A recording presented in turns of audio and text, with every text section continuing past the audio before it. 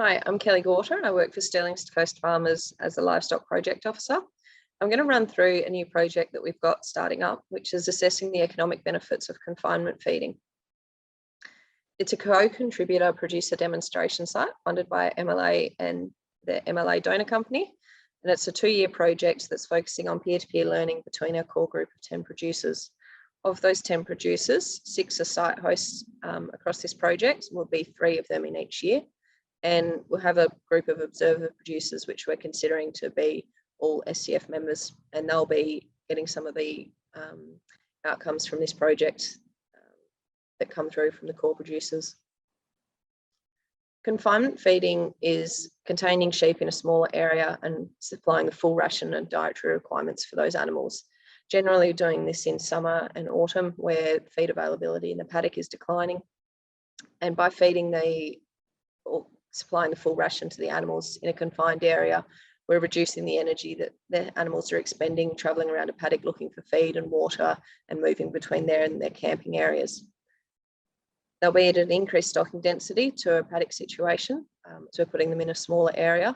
And generally, the idea is that this will take less time to feed sheep when they're in confinement because you'll set that up close to sheds and feed supplies. So you're spending less time driving back and forth, filling up sheep feeders and taking it out to the sheep in the paddocks. It helps protect the paddocks from overgrazing and erosion when the paddock cover starts to decline in autumn, and it helps defer pastures. So when we're going to confine slightly after the break in the season and just give those winter pastures a little bit of time to get ahead and protect them or defer that first grazing. The core group, we're scattered quite a way over the SCF area. We've got a member up in Franklin River, one in Ongerup and across to Gardner, and then a few in the Cochineer up and Green Range, South Stirling sort of area. These farmers are running merinos, composites and doonies between them. So we've got a good range of that and confining all classes of animals. So from weaners through to twin-bearing ewe lambs or twin-bearing ewes and all of those classes. They're all mixed farmers, bar for one, so they're all seeing benefits for their cropping enterprise as well by doing this confinement feeding.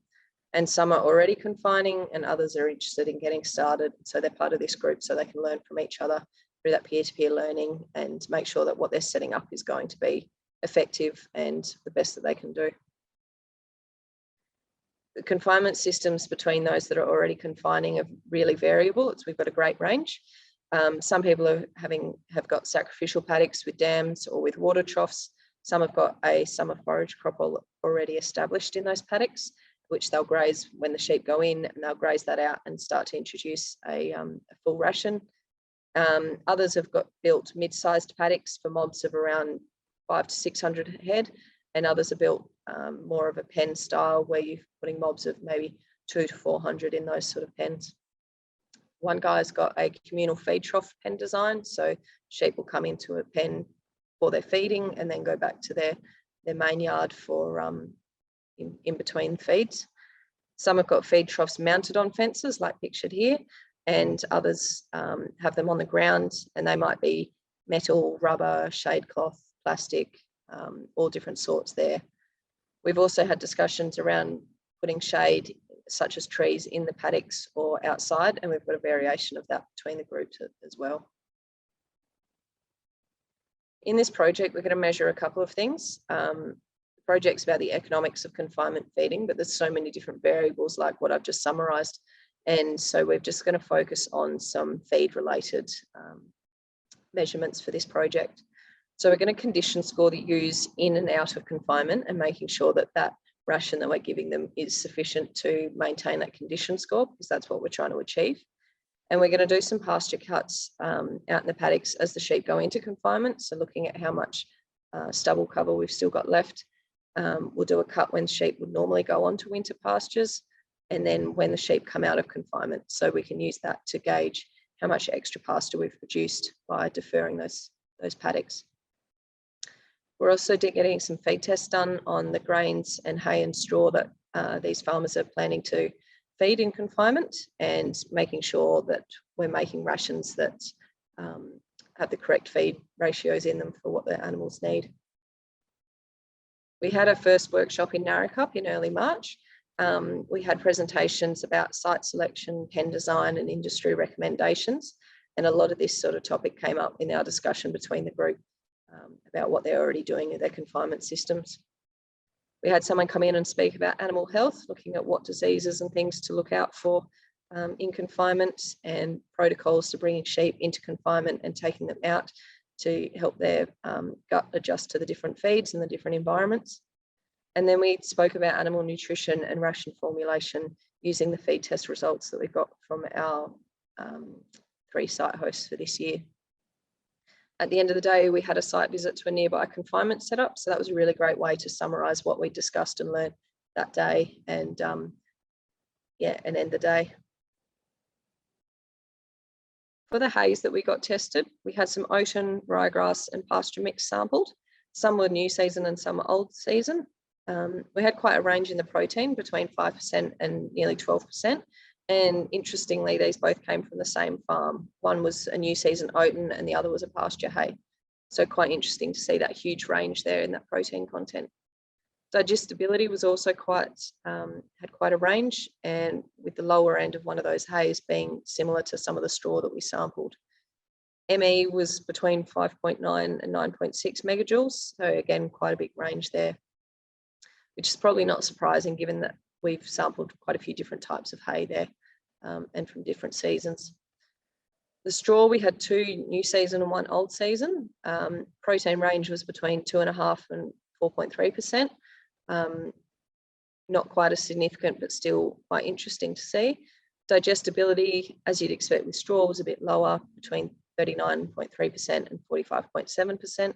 And the ME ranged between 5 megajoules and 6.3 megajoules. So a little bit less range in those, still interesting to see that difference. Cereals we sampled were barley and oats. Barley had a protein range between 9.7 and 11.7%, and quite surprisingly, they were from the same farm, but just from different seasons. So it shows that each season you can't just rely on what last year's samples were. It's important to retest it each year.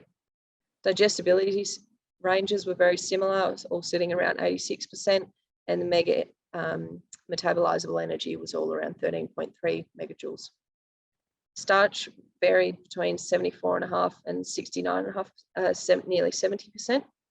It's quite important to look at starch levels, as that's what's going to affect how your animals transition onto that new feed and preventing acidosis and issues in that regard. Oat protein ranged between 8.3% and 11.6%. Digestibility was all around 67.5%. Metabolizable energy, they were all exactly the same at 12.2 megajoules. And starch levels, again, a slight range between 47.9 and 44.2. So you can see that's significantly different to barley, and that reiterates what we know about how we have to be a lot more careful transitioning sheep onto barley than oats. We sampled some legumes and the lupins as well, one from 2 farms. Protein levels were both around 30.5%, digestibility both around 85%, so both really good figures there, and the MEs were quite similar as well. We also have a site host who's using a home and dry mix, which is an ammonia release alka pellet, and she's mixed that with a lupin and barley mix to be feeding to animals. So protein on that was 21.6%, setting it between what lupins and barley are for the other samples. Digestibility, nice and high at 86.6, and ME also good at 13.5%. Going forward with this project, the core group will meet again for a post-confinement debrief workshop each of the 2 years after they've confined. In 2023, the site hosts will have a workshop before they start confining, just to go over what their plans for the year are and so on. We'll also be organising a field walk to a site or a couple of sites, mainly for the core group, but some will also be open to the public with priority to SCF members. And we'll do a video summarising that field walk for those that can't get there, and a case study on a core group member at the end of the project, and a video summarising their group experience, so we can share that with everyone. Thank you for your time. If you've got want any more information about this project, you can visit the Stirling Coast Farmers website under projects and confinement feeding, or give myself a call or an email, and I can share what we're up to. Thank you.